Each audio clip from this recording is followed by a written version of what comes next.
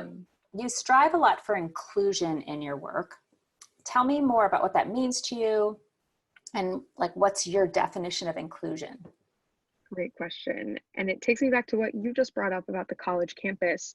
In my mind, if we are going to affect this change of successfully unifying the world and bringing people together, we have to have a community that mirrors the community we're trying to bring to the world. So, who we have in our ambassador program and in our community and on our team, we're trying to create this microcosm of what we're hoping to see reflected in the Yeah. world around us. And so, for us, I think it goes beyond the kind of just the background diversity. We have people from all walks of life involved in the work that we're doing, but more importantly, the inclusion piece that we're really working on now in 2020 is the ideology inclusion piece.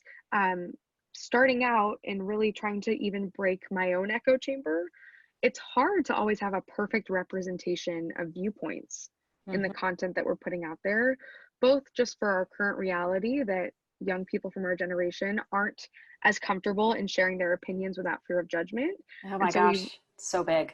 yeah, it's so big and something that I struggle with as well. And so I think just the first piece that we're trying to develop with our community is feeling comfortable to speak their opinions and share their voices.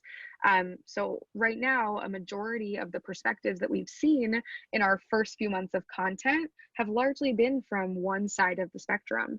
And not just in terms of politics, but we're really getting viewpoints that seem sometimes one dimensional, although separated by unique experiences. And so our approach is trying to every day seek out new members to join our community and find new people for our podcast and for our multimedia content that will reflect those other viewpoints. So Mhm. it's a significant challenge, but at the same time, it's at the heart of what we're doing. And if we don't ever create a platform that celebrates all of those different perspectives, I don't think I'm doing my job. And so for me, that's what inclusion is all about, is not just including people for who they are, but also including their points of view. And right now, I think our world, our country, we tend to demonize the other side. I feel like we are incredibly divided, especially at this political period of time. And so I'm hoping that the conversationalists will just restore that humanity for us to see another person's opinion and perspective as valid. You don't have to change your point of view. You don't have to completely agree with another person, but we need to humanize one another and respect each other's opinions. So